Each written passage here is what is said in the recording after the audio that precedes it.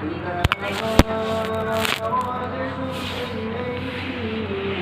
lagi tentang mimpi gimana?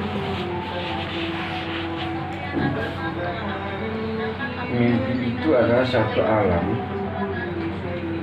yang alam itu ada, dia berhubungan antara alam gaib dengan alam nyata. Alam nyatanya kita tidur, kita melakukan istirahat di tempat tidur, tapi di saat itu di alam tanpa sadar kita muncul suatu peristiwa yang membuat sampai alam nyata kita ingat itu, ingat mimpi kita, apa yang kita lakukan dalam mimpi. Ada kalanya mimpi itu datangnya dari malaikat, ada kalanya datangnya dari iblis, setan. Ada kalanya datangnya dari baginda Rasulullah SAW sebagai panutan manusia, sebagai Rasul manusia, sebagai Nabi manusia. Rasul bilang, kalau mimpi datang kepada seseorang aku, Nabi itu mimpi kepada seseorang, Rasul Muhammad itu mimpi datang, itu adalah dipastikan aku. Kenapa? Iblis, setan, jin tidak akan bisa meniru bentuk Nabi Muhammad. Cuma di mana kita tahu bahwa itu Nabi Muhammad? Itulah kita mempelajari agama Islam. Di dalam ajaran Islam, bentuk Nabi Muhammad, bagaimana rupa Muhammad, apa yang diajarkan Nabi Muhammad, apa yang berbicara dari Nabi Muhammad, semuanya kita ketahui. Muhammad warnanya apa, dia kesukaan beliau, jenggotnya bagaimana, bajunya bagaimana, bentuk mukanya, hidungnya, tangannya, semuanya ada di dalam Islam diajarkan. Karena Nabi Muhammad adalah Rasulullah yang harus kita tahu dari A sampai Z, dan beliau mengasih tahu. Maka tidak akan mungkin kita salah dalam memahami kalau Rasulullah datang ke dalam mimpi kita, maka dia akan sesuai dengan apa yang kita ketahui dalam syariat. Maka itulah yang dibilang oleh Rasul, kalau aku yang datang, maka tidak satu pun makhluk lain yang bisa meniru kayak aku. Itu adalah Nabi Muhammad. Kalau yang lain mungkin bisa berupa bentuk kiai, berjubah putih, bisa macam-macam gitu. Itu belum bisa dipastikan apakah itu makhluk dalam mimpi itu yang baik atau makhluk itu adalah semua sebuah godaan kejahatan yang dilakukan oleh iblis. Tapi yang jelas mimpi adalah salah satu jembatan penghubung roh jiwa kita yang terikat dengan sesuatu. Kenapa menghapus? Assalamualaikum warahmatullahi wabarakatuh. Alhamdulillah. Siang Pak. Enggak siang. Siang semua. Ya. Kayak tempat tawa. Apa? Mary. Ada ceritanya. Tadi udah Bapak Pak. Jadi contohnya Nabi Yusuf mimpi 7 sapi kurus memakan 7 sapi gemuk. Itu raja mimpi itu di Mesir. Raja mimpi 7 sapi kurus memakan 7 sapi gemuk. Seluruh ahli nujum, ahli peramal mimpi di istana itu nggak ada yang tahu. Maka ada orang istana itu yang menyampaikan ke raja. Ada orang yang bisa menafsirkan mimpi. Itu namanya Yusuf. Nabi Yusuf menafsirkan mimpi itu, akhirnya akan terjadi, kata Nabi Yusuf, 7 tahun masa kelaparan, masa kemarau, masa pecaklik, masa gagal panen, seluruhnya tidak akan ada yang berhasil. Dan 7 tahun masa panen, masa semuanya subur, masa semuanya sukses yang ditanam akan melimpah ruah semua. Jadi di saat masa panen, masa subur, masa sejahtera itu muncul, maka kalau tidak hati-hati, setelah itu akan muncul masa kekeringan, masa kemarau. Itulah arti dari tafsiran mimpi raja itu oleh Nabi Yusuf. Akhirnya raja mempercayai ke Yusuf untuk menjadi menteri ketahanan pangan kalau sekarang. Maka seluruh hasil panen orang Mesir, seluruh apa-apa yang ditanam, yang disimpan, yang untuk sandang pangan, disimpan, tidak dibuang-buang, tidak dihamburkan. Akhirnya di saat musim kemarau datang, orang pada seluruhnya makanannya habis, tanamannya pada gagal panen, semuanya tidak ada yang sukses, kelaparan, penderitaan mulai muncul. Maka Mesir waktu itu makmur dengan melakukan penyimpanan ketahanan pangan. Maka waktu itulah diangkat Yusuf jadi menteri pangan di Mesir itu. Dan di saat itulah saudara-saudaranya yang kena nggak ada makanan datang ke sono meminta. Nah di situ juga ketemu saudara-saudaranya. Itu dari hasil penafsiran mimpi Nabi Yusuf.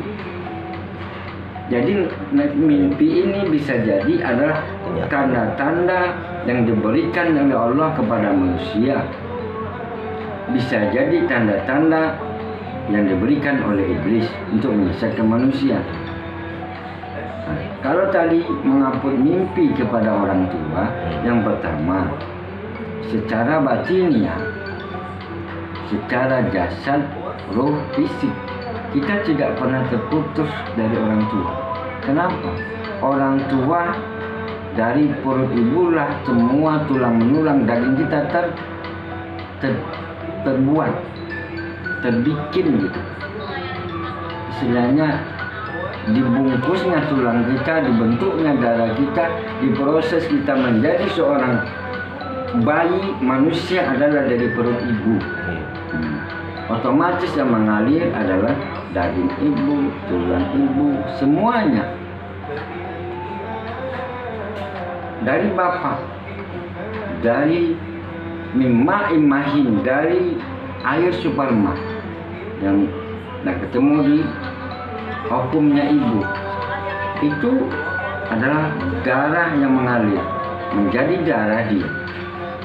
Maka kalau ilmu kedokteran sekarang, untuk mengetahui ini anak si A, anak si B, tinggal tes DNA.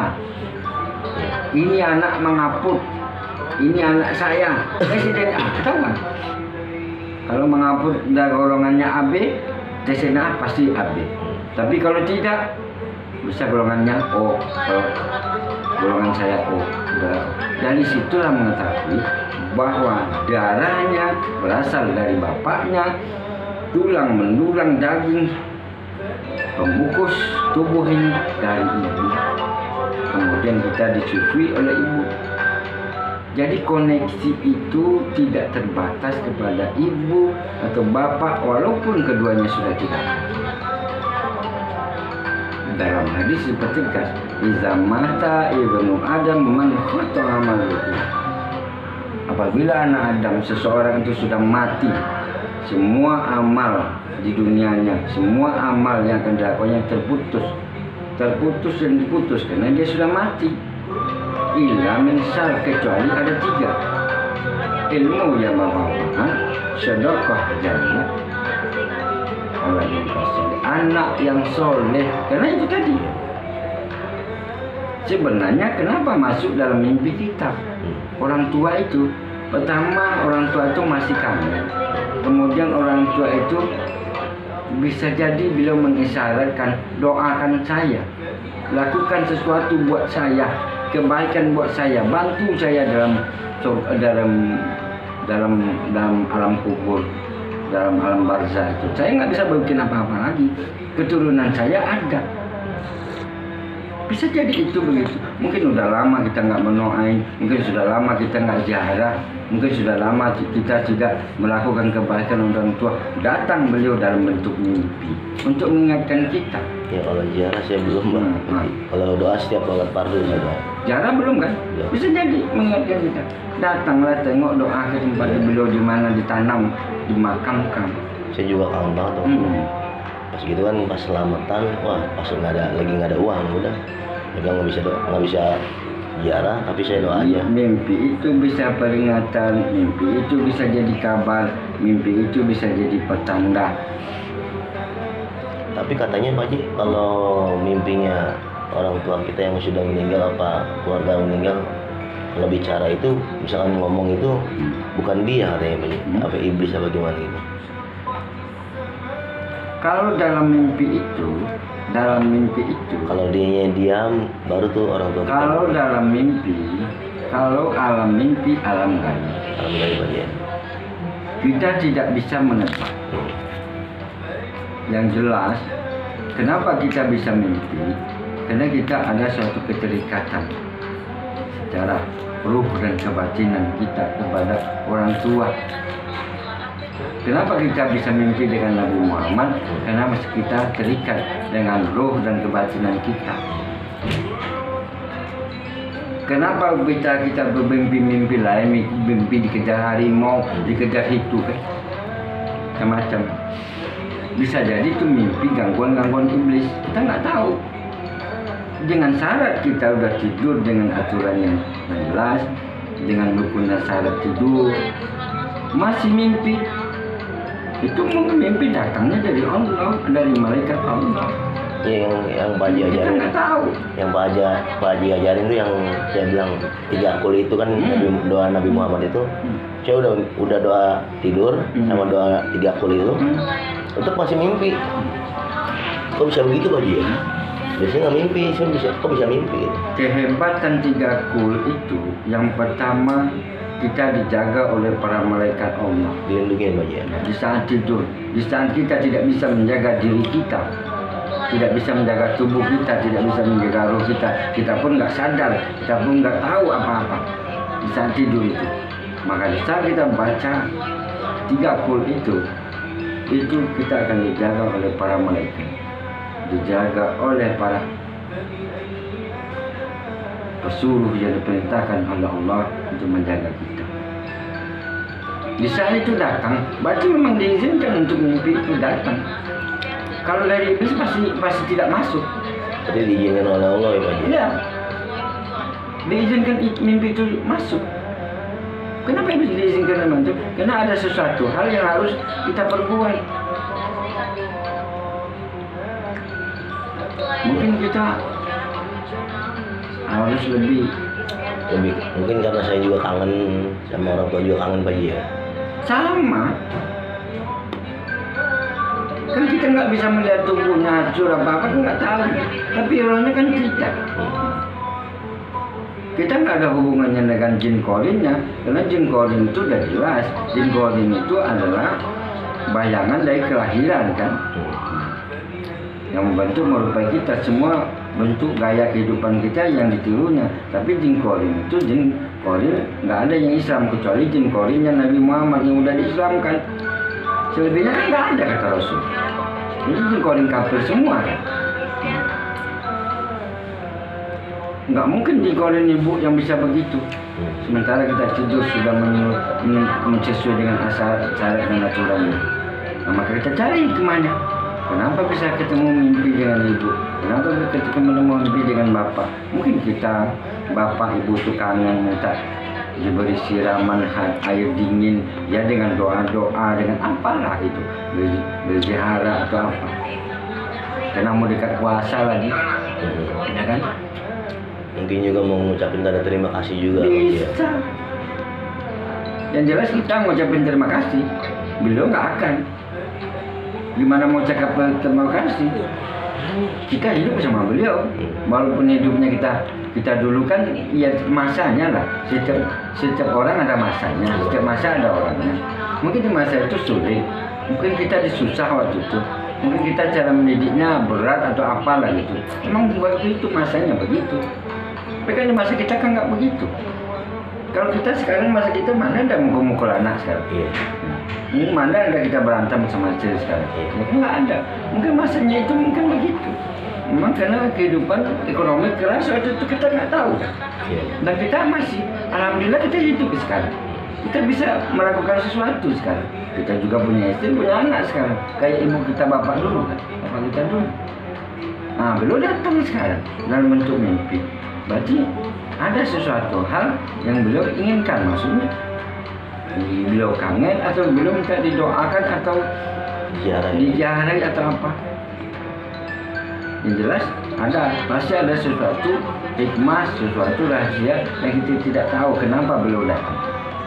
Sama ponakan juga gitu Pak Ji, ponakan juga mimpi juga kok 3 hari ketemu mimpi itu 3 orang itu. Jadi ponakan juga mimpi katanya Ibu Entin katanya datang mimpi terus, nah mimpinya itu rambutnya habis bangun tidur ngacak-ngacakan dia sambil nangis ke belakang, terus nanyain katanya kakak saya gitu, si Yoyo mana, katanya si Yoyo mana, kok belum ngirim, katanya belum ngasih satu, katanya gitu, ngasih satunya apaan, keburu kebangun gitu. Bisa jadi beliau datang dalam bentuk mimpi memperingatkan kita lebih sabar, lagi aput, lebih ikhlas lagi, lebih dekat lagi kepada Allah. Jadi beliau memang mengasih tahu, jangan lupa ibu, jangan lupa bapak, doain juga kami yang sudah mati ini. Kan itu aja yang nggak disampaikan. Tapi kok bisa ngomong gitu Pak Ji, maksudnya bisa bicara gitu? Kalau dia bicara di luar mimpi, lari kita. Iya. Ini kalau di dalam mimpi Nggak bisa lari kemana-mana kita, iya kan? Iya. Kuncinya kan. Umpamanya nih, mengampun nih, sambil jalan ini keluar dari sana, berdiri bapak mengampun sih, takut kita. Iya. Kok orang udah meninggal ada di situ, Iya. takut kita. Tapi dalam mimpi nggak takut kita, karena alamnya sama, tapi terjadinya alamnya tidak sama. Tapi kalau kata orang-orang, kalau sanak pemilik apa keluarga apa orang tua, kalau mimpi itu yang asli dia diem, kalau dia benar asli orang tua. Tapi kalau misalnya ini itu yang ngomong itu bukan misalnya bisa bicara gitu Pak. Yang jelas Iya, dasarnya itu apa? Iya. Kalau dia diam orang tua, kalau ngomong tidak, dasarnya apa? Dasarnya nggak ada Pak Ji. Nggak ada dasarnya, kita harus tahu dulu berjalan. Kan ada ilmu mimpi, ada ilmu-ilmu yang berkaitan dengan penafsiran mimpi. Karena dari dulu sudah ada. Berarti mau bicara mau enggak itu urusan Allah ya Pak. Kalau alam sama juga nggak kita yang tahu. Dan itu dia bukan alam kita, alam mimpi, alam di bawah sadar lah itu kan. Kita dalam keadaan tidak sadar itu muncul itu terlintas di antara sela-sela ingatan kita. Dan dia di saat kita bangun ingat.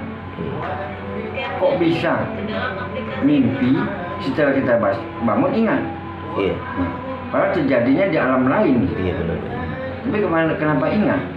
Berarti sudah diizinkan Allah untuk ingat. Oh gitu. Berarti sudah diizinkan Allah ya. Ada yang mimpi setelah itu nggak ingat. Iya ada. Ada, karena nggak diizinin Allah untuk ingat. Mungkin jadi mimpinya dari iblis. Iya. Kan nggak tahu. Mimpi jelek jadi Iya. nggak diingat Pak Ji. Kalau mimpinya jelek makanya. Kalau mimpi jelek, bangun mimpi jelek, itu meludah 3 kali ke kiri. Ke kiri. Ya. Baca Nauzubillahi minasyaitonirrajim. Berlindung kepada Allah dari segala godaan setan. Dari setan. Ada semua cara caranya. Nah Mang Rasim kemarin kasihan tuh Kang, di rumahnya istrinya hilang uangnya juga, Mang Rasim hilang juga. Saya bilang itu mah ada yang punya pemujaan kali, apa ngepet apa gimana, di celengan kemarin. Iya tinggal Mang Rasim disisain 600, ada duit 2 juta disisain 600. Istrinya ada duit 1.400.000 disisain 100 Kang. nggak tetangganya, tukang warung nasi uduk apa rokok gitu Pak Haji. Hilang juga ternyata, emang di situ lagi ada itu kali Pak Haji ya, ada yang muja ya Pak Haji ya. Sekali lagi saya bilang, Apa Haji Haji? kita harus berhusnuzon, jangan bersuuzon. Nanti dibilang lagi ada tuyul. Karena ada tuyul, mungkin orang-orang dikasih itu punya tuyul ya, ribut kena tuyul, itu kita jadi sesat. Ada tuyul ya? Percaya beda sama